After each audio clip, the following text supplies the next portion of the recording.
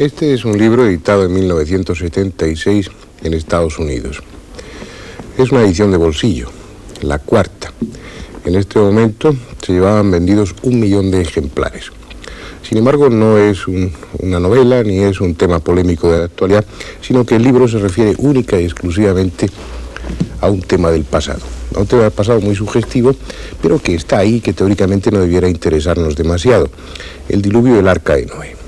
Esto demuestra dos cosas. Primero, que en Estados Unidos se venden muchos libros. Y segundo, que los temas del pasado siguen interesando al hombre. Como si él estuviera empeñado en conocer sus raíces, conocer su propio origen, buscar su propia identidad. El tema al que se alude en el libro, y que, bueno, habrá supuesto ya a estas alturas algunos millones más de libros vendidos, es ese relato del diluvio bíblico. Comprobar, a lo largo de una investigación que en muchos casos fue exhaustiva, que lo que aparece en la Biblia, el libro más vendido, el auténtico bestseller de los libros, es un relato auténtico. No era una empresa descabellada. Ya hace mucho tiempo se viene comprobando desde un punto de vista arqueológico que muchas de las cosas, muchos de los relatos que aparecen en la Biblia no son pura ficción, ni mucho menos, sino que están reflejando acontecimientos que sucedieron en aquella época o épocas anteriores, que en cierto sentido la Biblia es una especie de crónica bastante exacta. Por ejemplo, se descubrió después a nivel arqueológico que los hititas mencionados en la Biblia existieron. Se comprobó que la tumba de Abraham existió tal o existe tal como está descrita en la Biblia, que la Torre de Babel fue también algo auténtico. Es decir, con un afán moralizador o con una línea más o menos tendenciosa, hay muchos hechos del pasado que aparecen reflejados en la Biblia de una manera exacta. La cuestión está en si ese diluvio, ese relato escalofriante que aparece en la Biblia, fue real también, fue auténtico o no.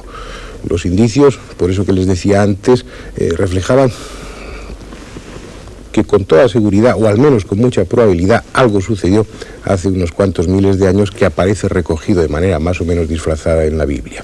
Pero un acontecimiento de esas características tan dramáticas, tan universales, tan catastróficas, sería demasiado admitir. Y el hombre de hoy es un hombre incrédulo por naturaleza, muy pragmático y que tiende a comprobar antes de asegurar, al menos desde un punto de vista científico. Este libro, escrito por uno de los autores es Elier, que es el productor de muchas de estas películas que estamos viendo de la Six Sun, de esta productora americana. En este caso el libro está escrito en colaboración con Balsiger. Es el resumen de esas investigaciones en torno a los hechos referidos al diluvio que aparecen en la Biblia, en torno a la personalidad de Noé, si fue auténtica o no, y en torno a la existencia de ese mítico arca. Y el resultado, la conclusión de esas investigaciones es que sí, que el diluvio existió, que el diluvio fue prácticamente universal, que hubo un hombre llamado Noé que correspondía a la descripción que de él se hace en la Biblia, que existió un arca hecha no para navegar sino para flotar, y como final que ese arca, que esa extraña nave, está en una de las laderas del monte Ararat. Todo ello lo verán ustedes, lo podremos ver ahora en la primera parte de una película que, basada en este libro, recogiendo todo lo que en él se dice, hicieron esta productora norteamericana, la Six Sun. Vamos a ver la primera parte y luego después haremos algunos comentarios. Existe una montaña al este de Turquía conocida como Monte Ararat. Es una hermosa montaña, elevándose 5.500 metros sobre la frontera turca. Se cree también que esta montaña guarda uno de los más grandes misterios de la humanidad, ya que desde que el hombre empezó a escribir, lo ha hecho indicando que el monte Ararat es donde desembarcó el arca de Noé. La película que ahora van a ver ustedes intentará descubrir este misterio que data desde hace 5.000 años. Trataremos de determinar si la historia de Noé es verdadera y si el arca, de hecho, descansa en los declives del monte Ararat. En nuestra búsqueda, examinaremos la veracidad histórica de la Biblia. Experimentaremos la historia de Noé. Investigaremos las posibilidades de una inundación universal. Reviviremos las muchas aventuras de las expediciones que han escalado el monte Ararat buscando el arca. Y tomaremos parte en un gran número de impresionantes nuevos descubrimientos. Esta pudiera ser una de las películas más increíbles que hayan visto, pero los hechos que presentaremos son verídicos.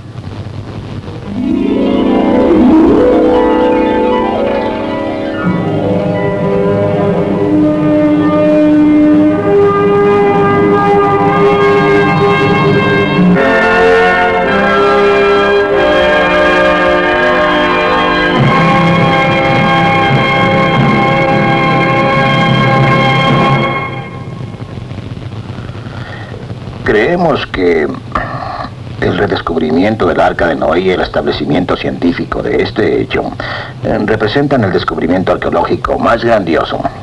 El redescubrimiento del Arca de Noé conducirá a serias dudas acerca de las más importantes teorías de la ciencia moderna. Todos estarían impresionados, sorprendidos e intrigados si el Arca de Noé fuera descubierta en Ararat. Si el Arca de Noé está ahí, esto será la comprobación de que la Biblia, aún en sus primeros capítulos del Génesis, no es poesía ni mito, sino historia fidedigna.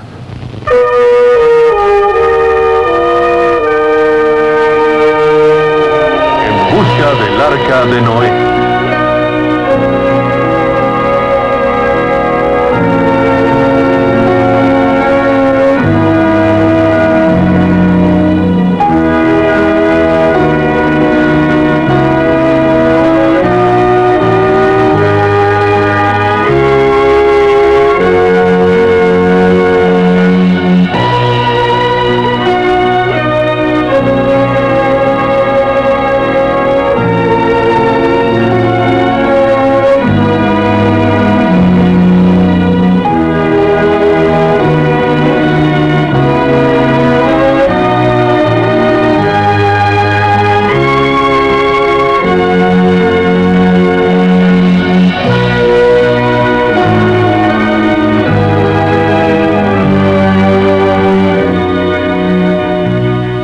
Son millones de personas, cristianos, judíos y musulmanes, los que conocen esta historia.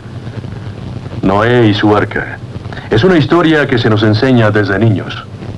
Disfrutada en todas las edades. Una historia tan importante y tan emotiva que ha sobrevivido durante 5.000 años y aparece en cada una de las más destacadas culturas. Durante más de 1900 años, la historia de Noé ha sido generalmente aceptada como un hecho.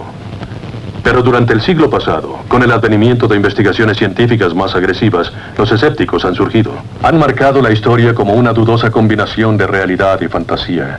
Han dicho que la historia de Noé, como aparece en la Biblia, no es más que una leyenda.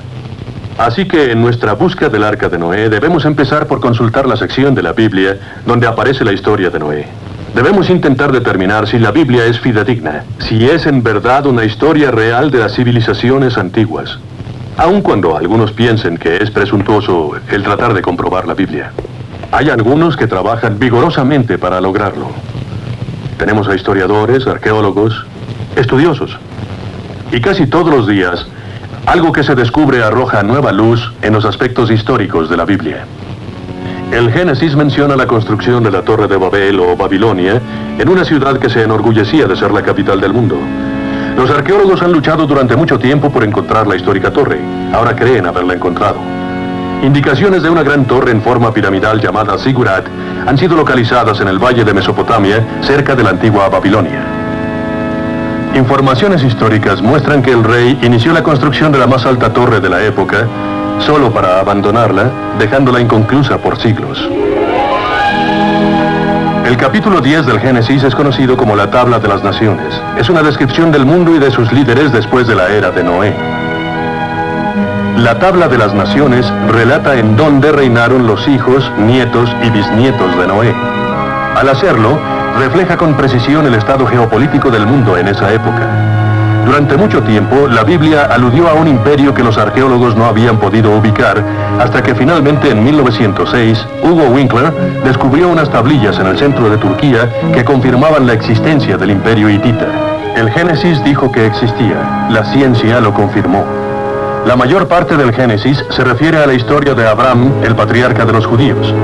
Se dice que Abraham nació en el año 2000 a.C. en la ciudad de Ur, en Sumeria. Abraham viajó de Ur hacia Canaán. Una vez más, los arqueólogos han encontrado pruebas de que ahí también, tal como lo dice el Génesis, existió una civilización floreciente. La tumba de Abraham se encuentra en Hebrón. Su historia confirma de nuevo el drama de su existencia, su historia tal como la cuenta el Génesis. Uno de los arqueólogos que ha dedicado 25 años al estudio del Medio Oriente es el Dr. Philip Hammond. Le hemos pedido al Dr. Hammond que nos informe acerca de la exactitud histórica de la Biblia. Por supuesto, la arqueología no intenta probar a la Biblia en un sentido estricto. Por otro lado, Los arqueólogos desde prácticamente los inicios del trabajo en el Medio Oriente han descubierto un gran número de piezas que consideramos arqueológicas y que de hecho apoyan los fundamentos del material bíblico. En Hebrón, por ejemplo, haciendo excavaciones cerca del Golfo, descubrimos que el sitio había sido habitado durante un largo periodo y al acercarnos al periodo bíblico estudiado, descubrimos que los muros principales se apegaban ciertamente a las fechas bíblicas en un margen muy amplio. Algunos otros lugares han aportado tipos similares de material. Encontramos en Jericó que los materiales bíblicos nos indican que el lugar estuvo deshabitado por un cierto periodo al considerarlo tabú. Y después fue habitado en la era del hierro y esta es la situación con la que nos encontramos, por lo que frecuentemente el apoyo arqueológico para las historias bíblicas, fundamentos bíblicos, es muy fuerte. Y mientras los arqueólogos investigan más profundamente en las arenas del Medio Oriente, nuevas pruebas son aportadas a la exactitud histórica de la Biblia. Tenemos pruebas de ciudades tales como Megido y Masada, ciudades mencionadas en la Biblia pero ocultas durante siglos bajo la imponente belleza de la Tierra Santa. Estas son ruinas resonantes con los ecos de nuestra fe y de nuestra herencia. El Génesis es entonces un notable documento histórico, y es en el Génesis donde encontramos la historia de Noé. La siguiente etapa en nuestra búsqueda del Arca de Noé será examinar la historia de Noé de acuerdo a la Biblia.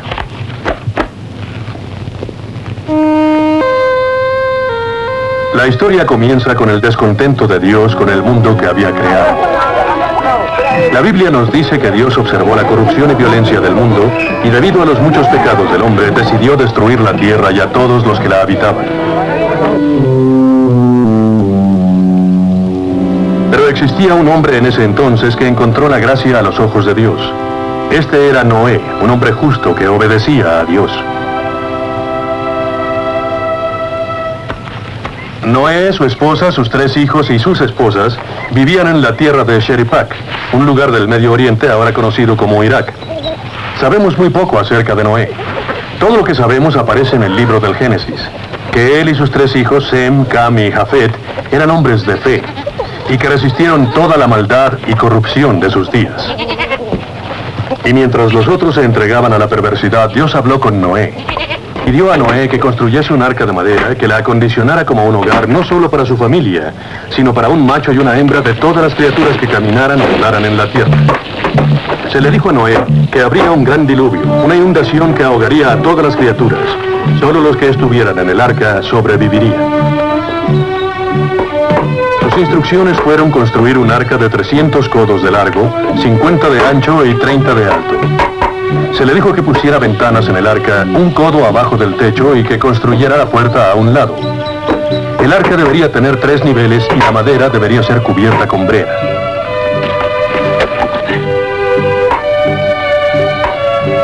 Durante años, Noé y su familia trabajaron construyendo el arca.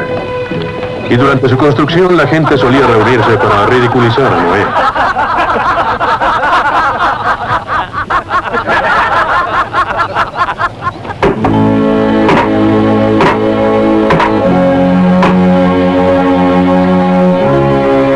Pero Noé ignoró las burlas de sus vecinos y finalmente el arca quedó terminada.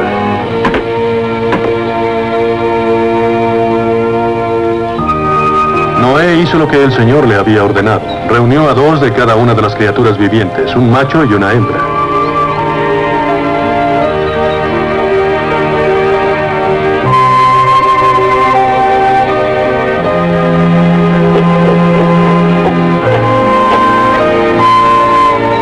Los animales siguieron a Noé mansamente.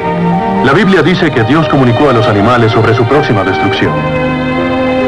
Los animales sabían que Noé era su amigo.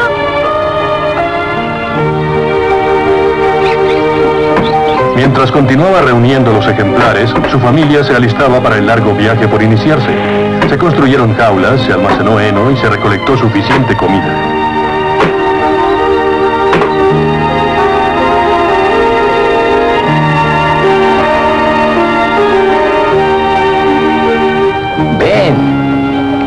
Ven acá.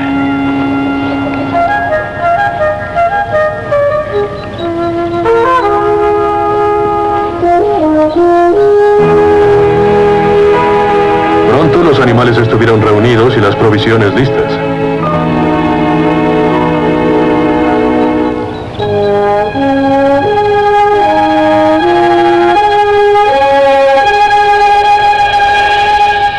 Noé y su familia empezaron la difícil tarea de cargar el arca. Todos ayudaban, o intentaban hacerlo.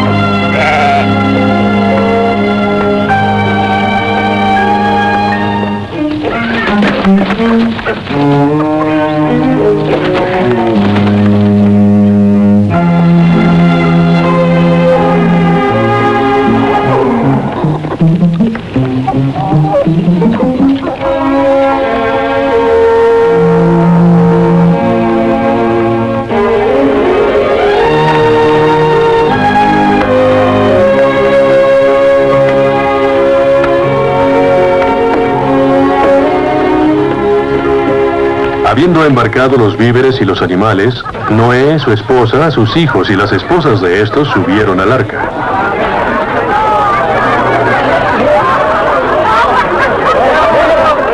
Pero no había señales de lluvia y los vecinos se burlaron de Noé. Se reían del anciano que había construido un gigantesco barco que no tenía timón, ni remos, ni velas.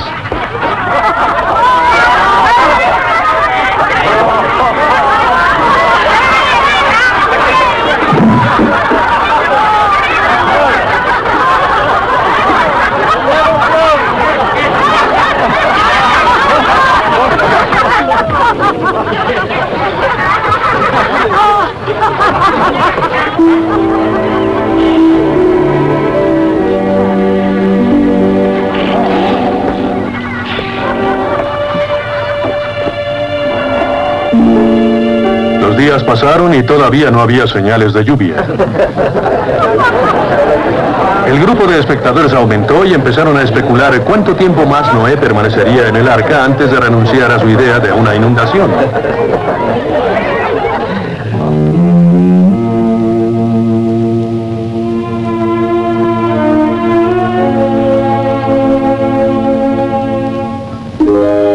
Durante 7 días y 7 noches, Noé y su familia vivieron en el arca esperando a que principiara la lluvia.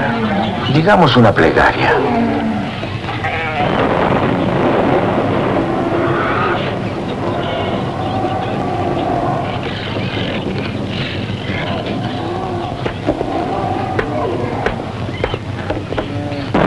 Empezó a llover.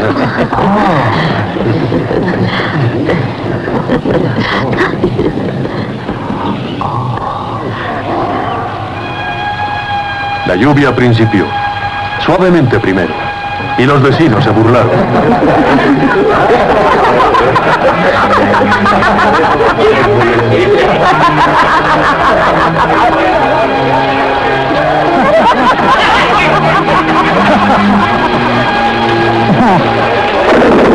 ¿Es esto inundación?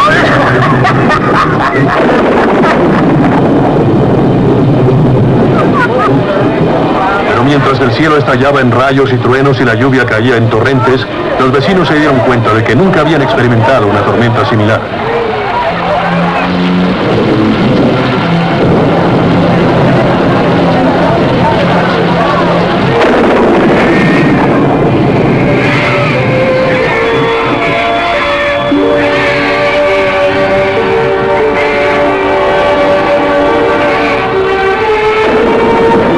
Noé y su familia podían escuchar al pueblo golpeando el arca, pero las instrucciones de Dios eran claras. A su pesar, Noé cerró la ventana.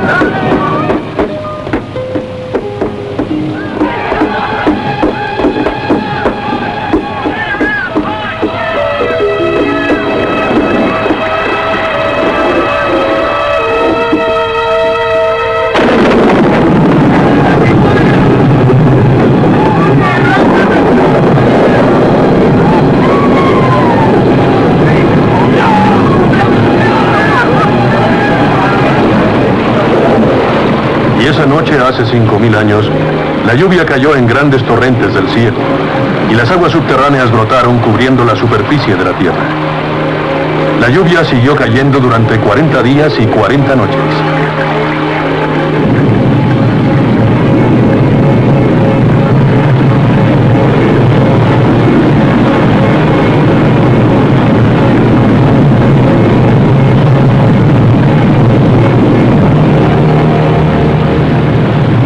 Las aguas subieron hasta que la más alta montaña estuvo cubierta bajo 7 metros de agua.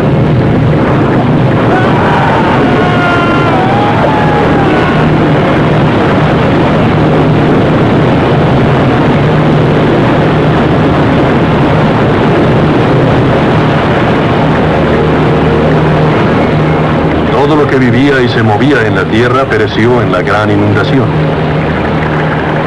Todo, excepto los que flotaban en las aguas dentro del arca.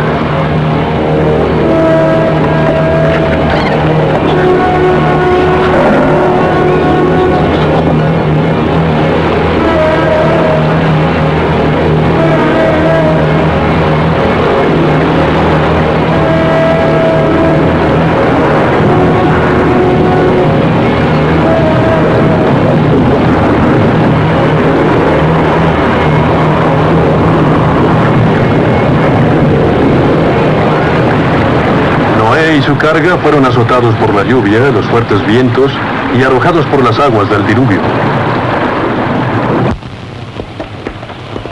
Y mientras se dedicaban a sus diarias tareas de cuidar a los animales, ni siquiera sabían si las aguas algún día bajarían.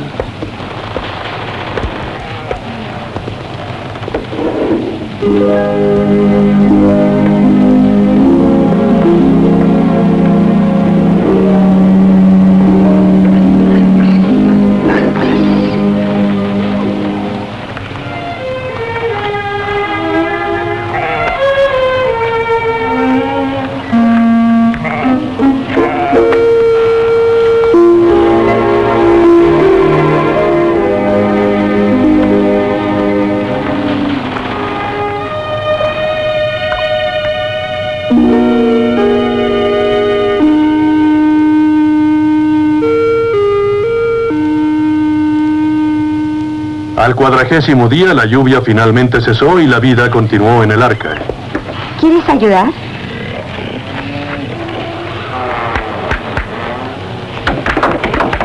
Golpéala, golpéala.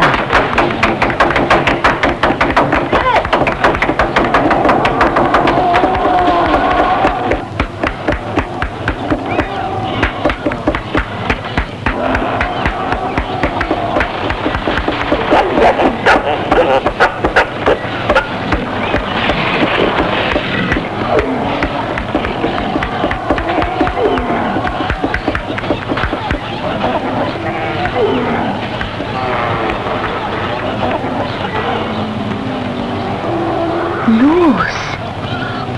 ¡Madre! ¡Padre!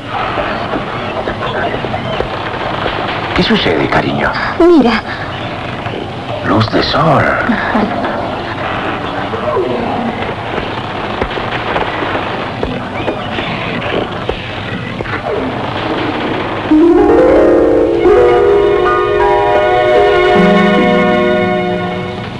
Ha dejado de llover. Ahora podremos salir del arca. Debemos ser pacientes. El Señor no nos ha indicado cuándo podremos habitar la tierra nuevamente. En 2 ocasiones, Noé envió a una paloma fuera del arca esperando que encontrara tierra firme y vegetación.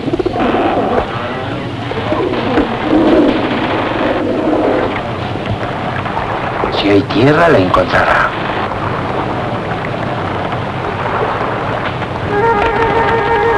La primera vez, la paloma regresó al arca sin haber encontrado tierra firme.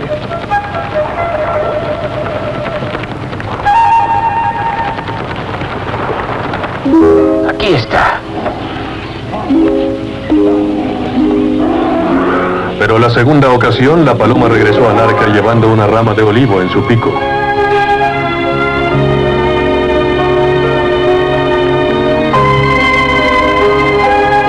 Noé había estado en el arca durante 5 meses flotando en las aguas antes de descansar en el monte Ararat.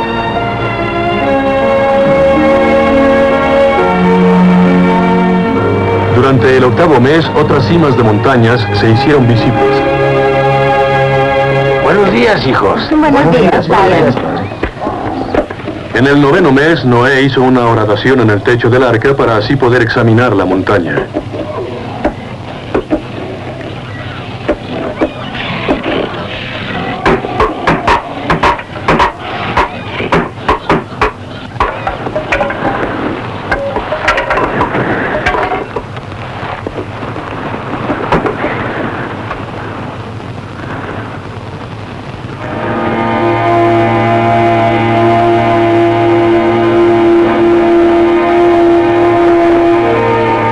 Pasaron cerca de 3 meses antes de que Noé decidiera que era seguro abandonar el arca. Habían permanecido en ella durante 375 días.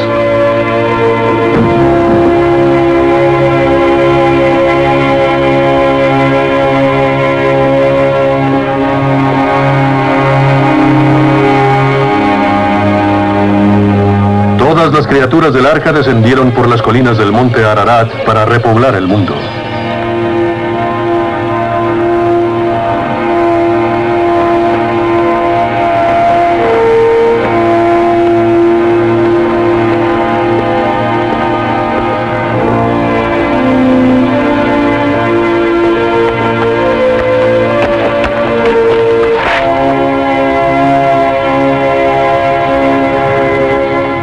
Noé construyó un altar al Señor y debido a su lealtad, el Señor prometió que nunca habría otro castigo así.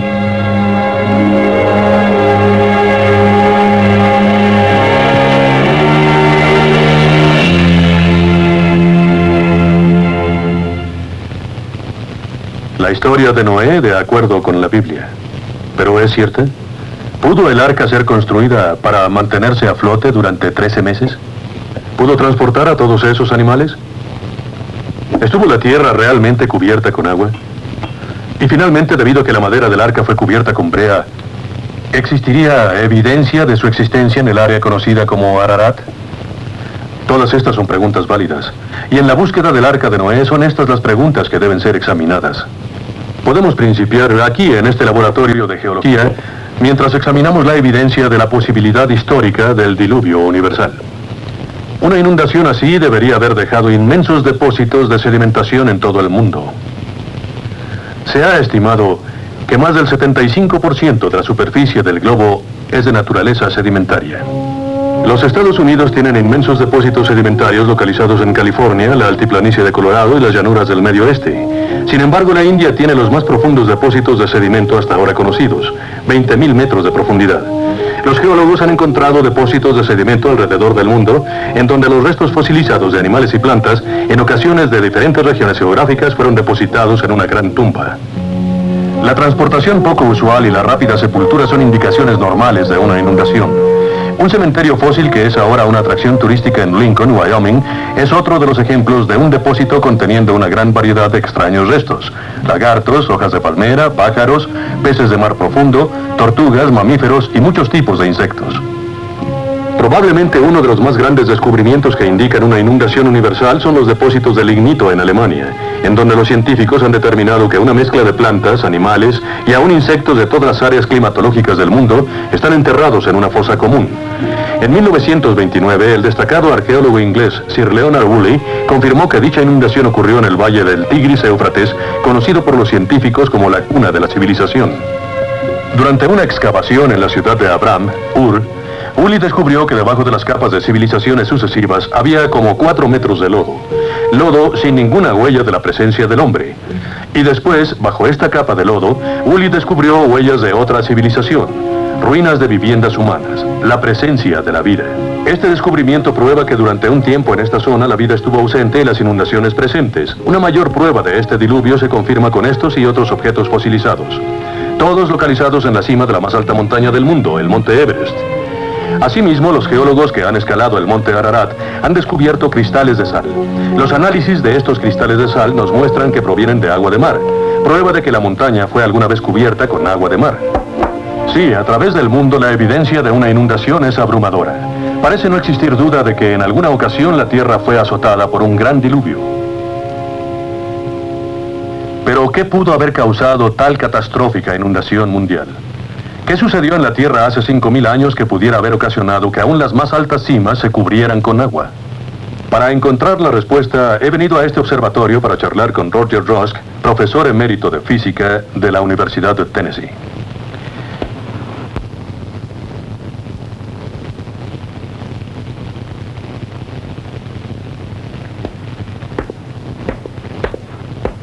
Hola.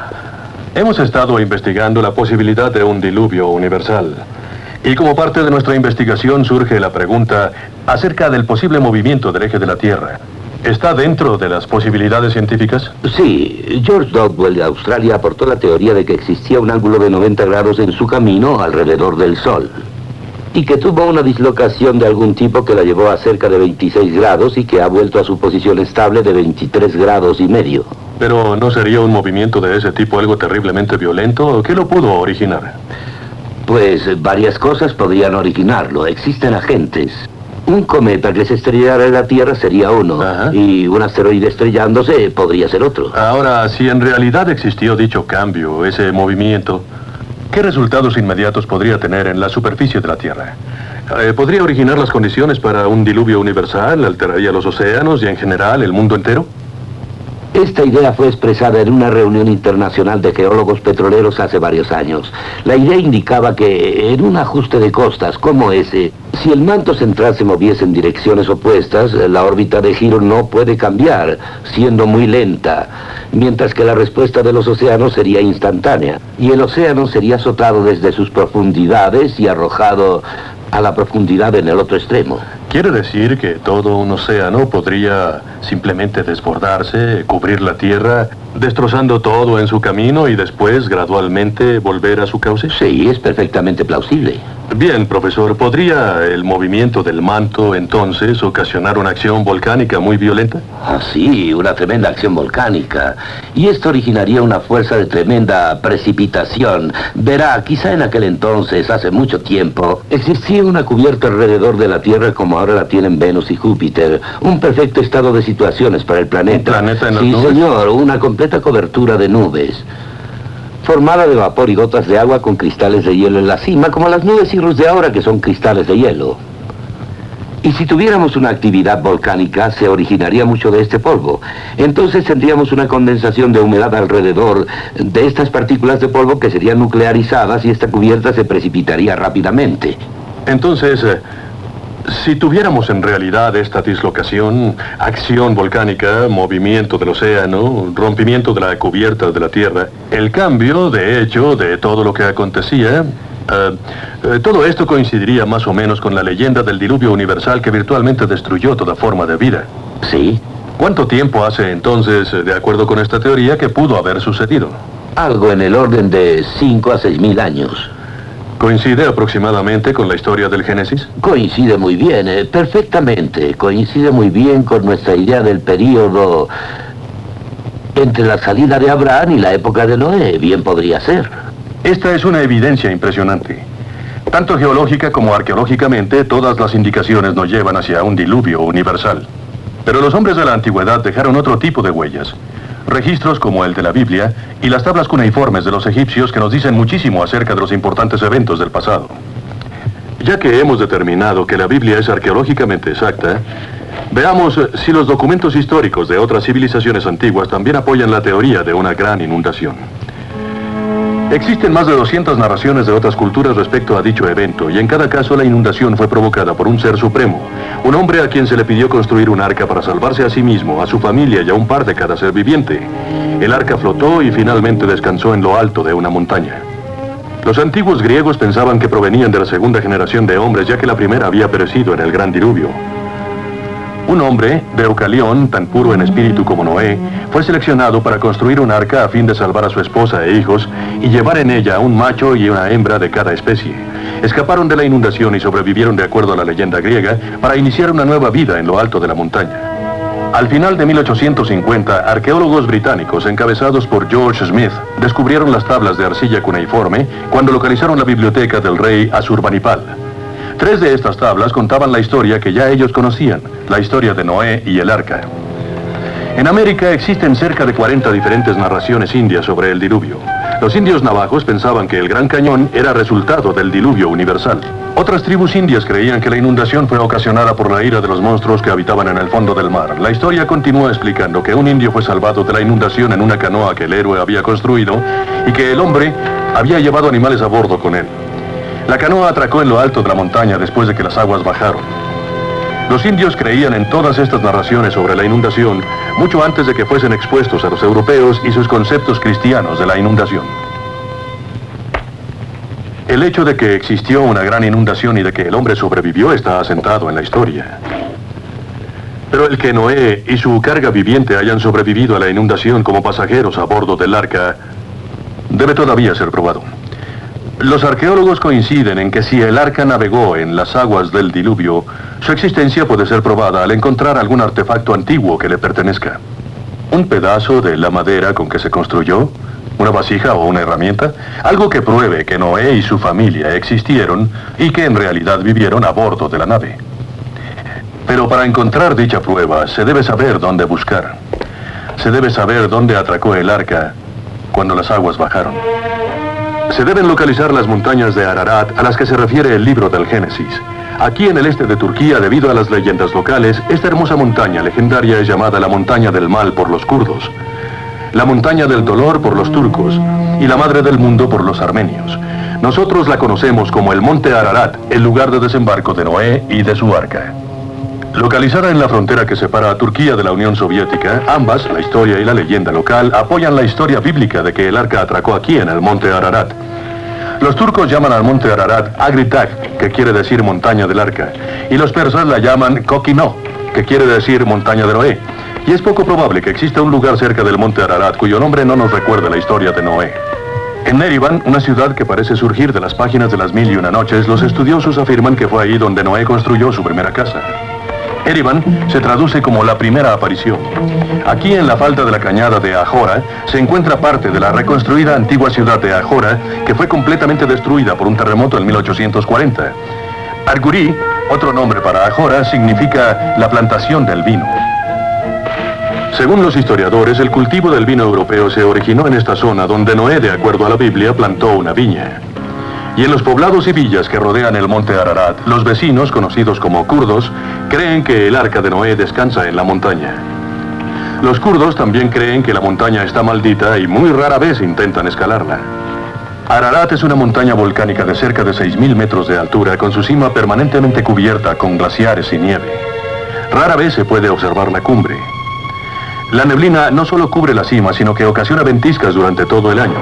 A menores alturas prevalecen las tormentas eléctricas.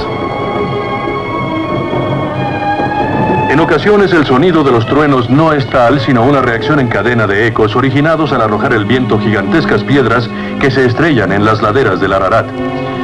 Existen narraciones recientes de alpinistas que murieron al ser golpeados por estas rocas que podían escuchar pero no ver debido a la neblina. Otro de los aspectos traicioneros de la montaña es la total falta de árboles para utilizarse como refugio o para fogatas. La falta de agua debido a que la nieve derretida se filtra rápidamente a través de las rocas porosas hacia los ríos subterráneos. Y en las elevaciones cubiertas por la nieve hay grietas de más de 35 metros de profundidad que no son descubiertas hasta que la tragedia llega. La montaña es el hogar de algunas de las criaturas más negativas para el hombre, lobos que lo atacan y serpientes venenosas. El monte Ararat está cubierto por rocas sueltas y porosas, así que de cada 3 pasos que logra el alpinista normalmente resbala 2. Probablemente el más peligroso aspecto de la montaña sea la mala fortuna de los alpinistas al ocasionar grandes avalanchas de nieve y de rocas simplemente al dirigirse la palabra uno al otro.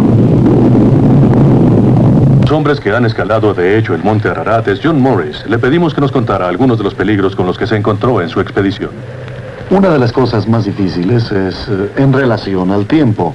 El monte Ararat es la única montaña cubierta de nieve en toda la región. Así que la evaporación que se origina en la falda de la montaña se condensa alrededor de las 2 o 3 de la mañana todos los días. Normalmente en la mañana, si no hay mal tiempo en el área, la montaña es totalmente cristalina, con una vista maravillosa. Pero después, alrededor de las 10, la neblina comienza y antes de las 2 o 3 de la tarde, casi todos los días, hay una tormenta en Monte Ararat y casi siempre esta tormenta viene acompañada de rayos y truenos.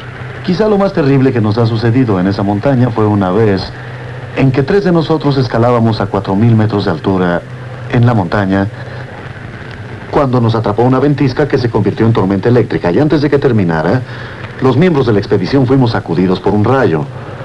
Sé que la mayoría de las personas que son atacadas por un rayo normalmente no tienen oportunidad de contarlo. En realidad, por un momento yo también pensé que no tendría esa oportunidad. 2 de nosotros estábamos totalmente paralizados de la cintura para abajo, tendidos durante horas en la nieve. El otro compañero tenía amnesia por el impacto y caminaba golpeándose en las rocas. No sabía quién era o dónde estaba, no se daba cuenta de que se golpeaba contra las rocas, no se daba cuenta de nada.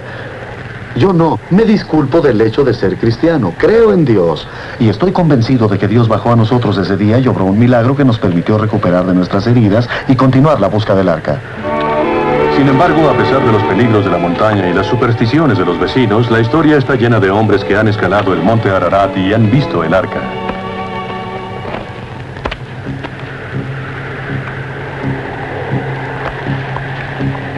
Narraciones que datan de 700 años antes de Cristo relatan las experiencias de los peregrinos al escalar el monte Ararat para tomar pedazos de la barca sagrada y utilizarlos como amuletos de buena suerte.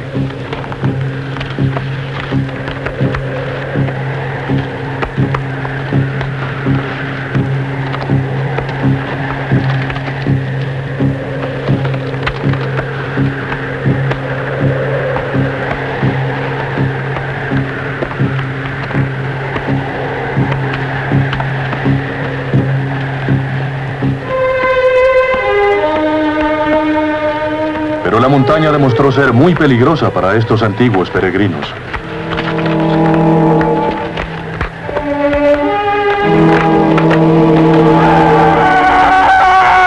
Los hombres que iban en busca del arca se encontraban con graves desgracias, algunas mortales, así que las peregrinaciones terminaron. Berosus, el gran sacerdote babilonio del templo Bel-Marduk, narra que en su tiempo, alrededor del año 300 a.C., los restos del arca podían ser observados y algunas partes podían ser recogidas para ser utilizadas como amuletos. Hieronymus, historiador egipcio que narró la historia antigua de Fenicia alrededor del año 30 después de Cristo, menciona el arca. Alrededor de ese mismo año 30, Nicolás de Damasco, biógrafo de Herodes el Grande, nos indica que el arca atracó cerca y que partes de su madera se encontraban aún ahí. En el año 38 después de Cristo, Efidanus, obispo de Salamis, visitó la tierra de los kurdos y menciona haber visto madera del arca de Noé. En las nieves del monte Ararat, según nos cuenta el historiador y viajero armenio Hayton, se podía observar una mancha oscura que era el arca de Noé, la cual vio él mismo en el año 1254. También Marco Polo, el renombrado viajero, escribió acerca de la presencia del arca de Noé en el monte Ararat en el año 1269 después de Cristo. La historia antigua nos indica la presencia del arca. Pero no ha sido sino hasta recientemente, cuando las expediciones importantes han escalado las peligrosas colinas del Ararat, que hemos tenido pruebas fehacientes de la existencia del arca. La aparente razón es el glaciar. El monte Ararat está cubierto por un glaciar y nieve espesa. Y durante largos periodos los veranos no son lo suficientemente cálidos para permitir el deshielo y facilitar así el ascenso a la montaña. Debido a esto, no fue sino hasta 1829 cuando el monte Ararat pudo ser escalado con éxito. El hombre que lo logró fue el físico alemán Dr. Friedrich Parrot. Había escuchado rumores de que en el monasterio armenio de Echmiadzin existía una cruz que se decía estaba hecha con la madera sagrada del arca de Noé.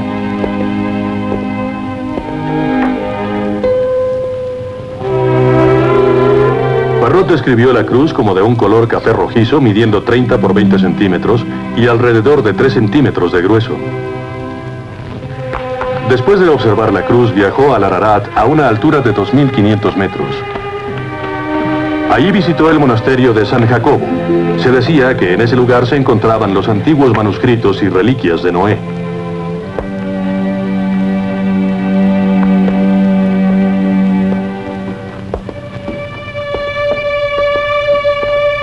El monasterio contenía invaluables restos de la grandiosa jornada de Noé. Parrot continuó ascendiendo y alcanzó con éxito la cima del peligroso monte Ararat, pero nunca localizó el arca. Justamente 11 años después, en 1840, hubo un terrible terremoto.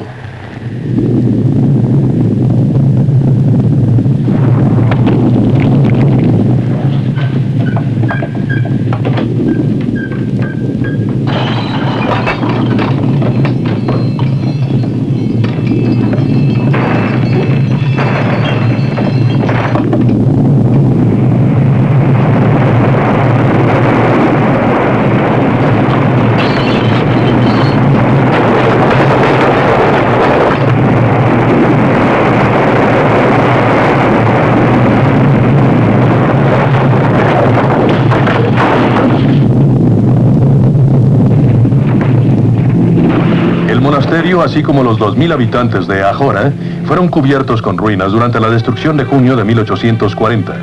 Nadie sobrevivió.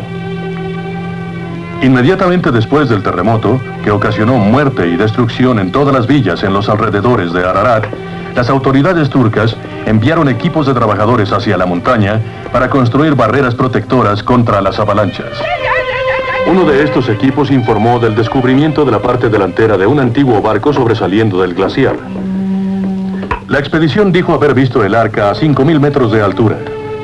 Aseguraron haber visto varios pesebres y jaulas en el interior de la gran embarcación. El informe turco agregó interés adicional entre los científicos extranjeros de ese entonces.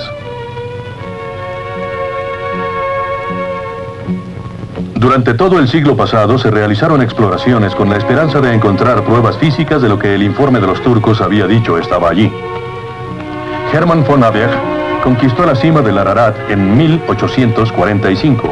El coronel Kotsko de la Armada rusa alcanzó la cima en 1850.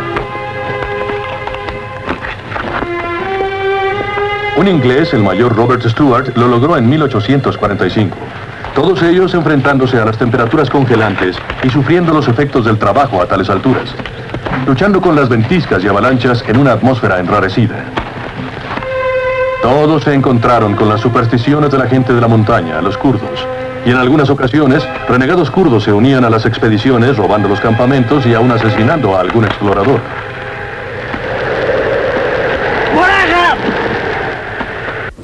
Bien, como han visto ustedes en esta primera parte del documental, hay abundancia de medios, pero también hay abundancia de imaginación y de técnica. Por ejemplo, en las secuencias del diluvio están bastante bien resueltas.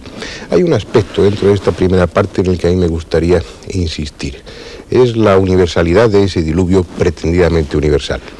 Por ejemplo, es curioso, ya lo menciona en esta primera parte, el que se encuentre en esa biblioteca del rey Asurbanipal, escritas en tablillas cuneiformes, se encuentra dentro de esa epopeya del Gilgamesh, escrita en el antiguo lenguaje de Akkad, se encuentre una descripción del diluvio. Ahí el Noé sumerio se llama Utnapishtim y pasa por las mismas circunstancias por las que pasaría Noé según el relato bíblico.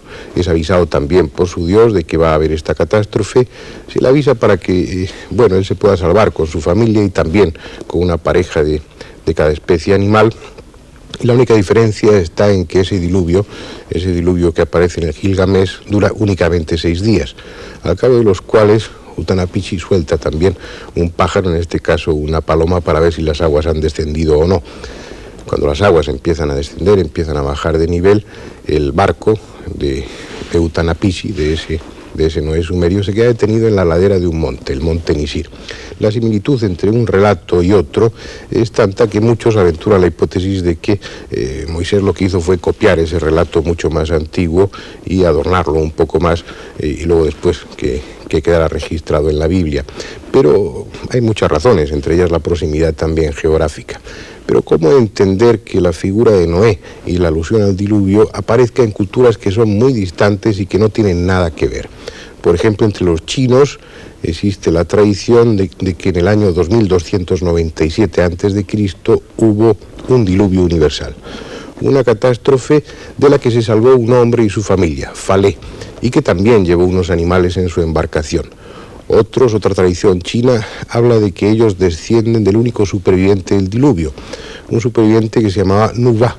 También hay mucha similitud fonética entre Nuba y Noé.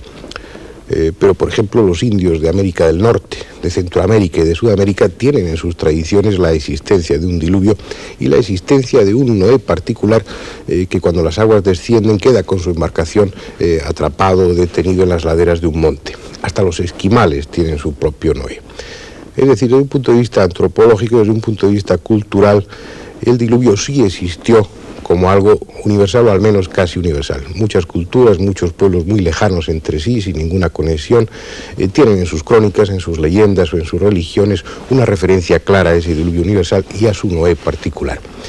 Pero habría que preguntarse también si desde un punto de vista geológico es demostrable la existencia de un diluvio. Y eso aparece reflejado en esta primera parte de la película, aunque también insistamos ahora un poco en ello. esa circunstancia de que el 80% de las tierras emergidas sean de origen sedimentario, esos sedimentos que, como se mencionaba en el documental, en algunos lugares, como la India, llegan a alcanzar 20 kilómetros de profundidad, pero luego desde un punto de vista de búsqueda de fósiles, de búsqueda de restos de animales antiguos, se encuentra un estrato en el que aparecen mezclados en tremenda confusión peces de muy distintas especies y que se conservan intactos, revueltos en una gran cantidad, pero intactos como si nadie los hubiera devorado y cubiertos por una inmensa cantidad de cieno. Es decir, desde un punto de vista geológico, hay evidencia de que en un momento determinado hubo tremendos torrentes que acumularon, que arrastraron todo y que inmediatamente esos restos orgánicos fueron cubiertos por el cieno. Algo que se ajusta a la descripción del diluvio.